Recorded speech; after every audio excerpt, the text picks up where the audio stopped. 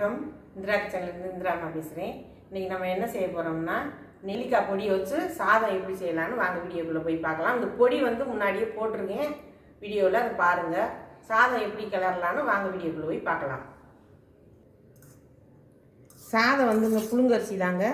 புழுங்கரிசி நல்லா பதமாக இந்த மாதிரி ஒத்தையாக வடித்து கொஞ்சமாக நல்லெண்ணெய் விட்டு இந்த மாதிரி நல்லா உதிரியாக ஆற வச்சுருங்க. கொலையை விடாமல் வடிச்சிட்டு பொடி நான் ஏற்கனவே வீடியோவில் போட்டிருக்கேன். நெல்லிக்காய் பொடி ரொம்ப சத்தானது. குழந்தைங்களுக்கெல்லாம் நெல்லிக்காயெல்லாம் பச்சையாக கொடுக்க முடியாது. இந்த மாதிரி பொடி பண்ணி சாதத்தில் கலந்து கொடுத்தீங்கன்னா நிறைய சத்துக்கள் இதில் இருக்குதுங்க. இப்போ வாங்க இந்த பொடியை வச்சு எப்படி நம்ம சாதம் செஞ்சு கொடுக்கலான்னு பார்க்கலாம். இப்போ சட்டி காஞ்சிடுச்சுங்க. நல்லெண்ணெய் ஊற்றிக்கலாம். நல்லெண்ணெய் ஒரு 100 ml, அந்த சாதத்துக்கு ஒரு 100 ml ஊற்றிக்கலாம்.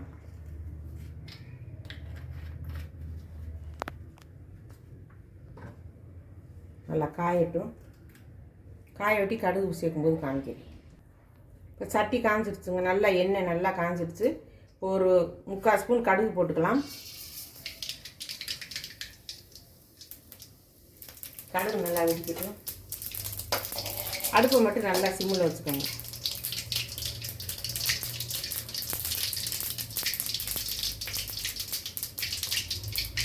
ஒரு 1.5 ஸ்பூனு உளுத்தம் பருப்புங்க, 1.5 ஸ்பூன் கடலை பருப்பு போட்டுக்கோங்க.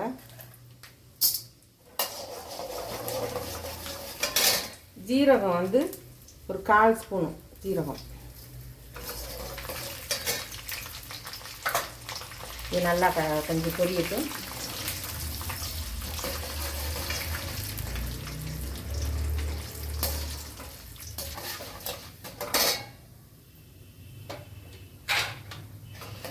இப்போ உடைச்ச முந்திரி போட்டுக்கலாங்க.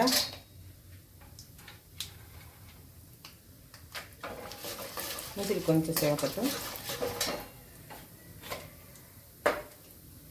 இப்போ காஞ்ச மிளகா ஒரு 4 மிளகாய் கிள்ளி வச்சுருக்கேன், அது சேர்த்துக்கலாம். 2 உடச்சி வச்சுருக்கேன், அது சேர்த்துக்கலாம்.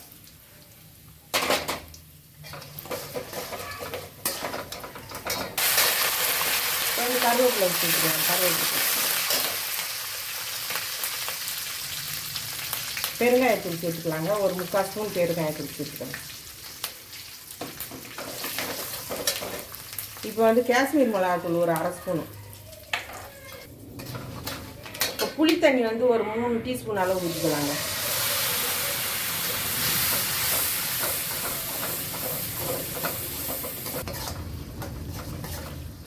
இப்போ புளி தண்ணி ஊற்றியாச்சுங்க. கொஞ்சமாக ஒரு 1/4 ஸ்பூன் மஞ்சள் மட்டும் சேர்த்துக்கலாம்.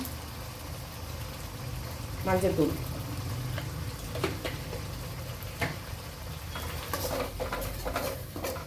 நல்லா எண்ணெய் பிரிஞ்சு இந்த பச்சை வாசனையெல்லாம் போகட்டும். நான் சாதம் கிளறும் போது உங்கள்கிட்ட காமிக்கிறேன். ஒரு 1/2 ஸ்பூன் கல்லுப்பு சேர்த்துக்கலாங்க. ஏன்னா நம்ம பொடியிலையும் சேர்த்துருக்குறோம். இது சாதத்துக்கு அந்த அளவுக்கு போட்டால் போதும். இது நல்லா கொதிக்கட்டும், நல்லா வட்டி வரட்டும். நான் அப்புறமா காமிக்கிறேன். இப்போ பாருங்க, நல்லா கொதி நல்லா வத்திருச்சு. நல்லா எண்ணெயெல்லாம் பிரிஞ்சு வந்துடுச்சு. இப்போ வாங்க அது கொஞ்சம் ஆறவும் நம்ம சாதம் கிளறிக்கணும். அடுப்பு ஆஃப் பண்ணிடலாம். இப்போ சாதம் நல்லா ஆறிடுச்சுங்க. இப்போ இந்த புளி நம்ம தாளித்து வச்சோம் இல்லைங்களா, அதை நம்ம இதை சேர்த்துடலாம் சாதத்தில்.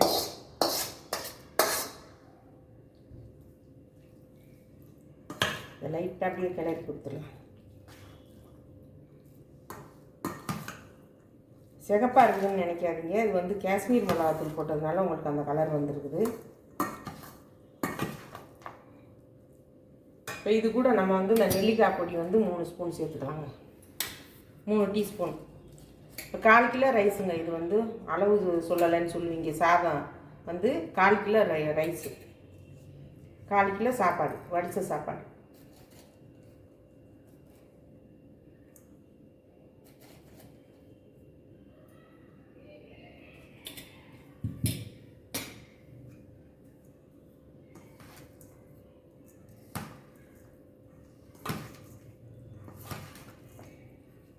இந்த மாதிரி செஞ்சு சாப்பிட்டு பாருங்க, அருமையாக இருக்குங்க. பிள்ளைங்க நெல்லிக்காய் சாப்பிடாத பிள்ளைங்களுக்கெல்லாம் இந்த மாதிரி செஞ்சு கொடுங்க. குழந்தைங்க பெரியவங்க எல்லாருக்கும் நெல்லிக்காய் பச்சையாக சாப்பிட பிடிக்காது. இந்த மாதிரி செஞ்சு எல்லோரும் இட்லி, தோசை, இடியாப்பம், சப்பாத்தி எல்லாத்துக்குமே இது வந்து சாப்பிட்லாங்க. சாதத்தில் இந்த மாதிரி பொடி போட்டு கலந்து சாப்பிட்லாம். இப்போ நம்ம வேர்க்கடலை வந்து உரித்து தோல் நீக்கி வச்சுருக்கோம் பாருங்கள், வறுத்து அதை வந்து நம்ம வச்சு வைக்கலாம்.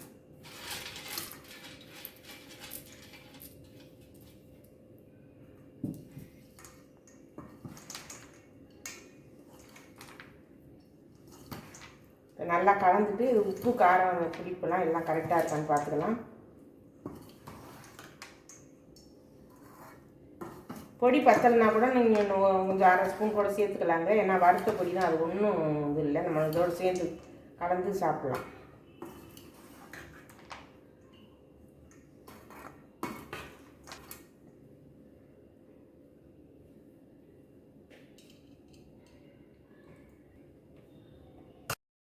உண்மையாக இருக்குங்க.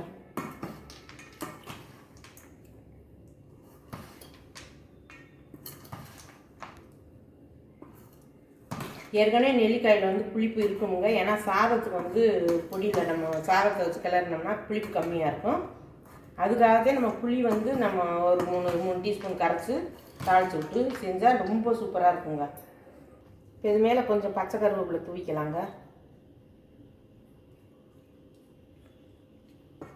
நெல்லிக்காய் பொடி சாதம் ரெடி ஆகிடுச்சு பாருங்கள். இந்த சொன்ன அளவுகளோடு நீங்கள் செஞ்சு சாப்பிட்டு பார்த்துட்டு நீங்கள் கமெண்டில் சொல்லுங்கள். யாருமே கமெண்ட் பண்ண மாட்டேங்கிறீங்க, எல்லோரும் கமெண்ட் பண்ணுங்கள். இதுக்கு நெல்லிக்காய் சாதத்துக்கு வந்து தொட்டுக்கிறதுக்கு வந்து கருணக்கிழங்கு வறுத்துருக்குறேங்க.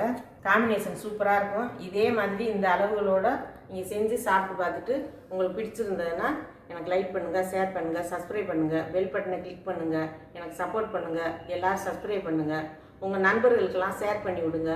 நன்றி, வணக்கம்.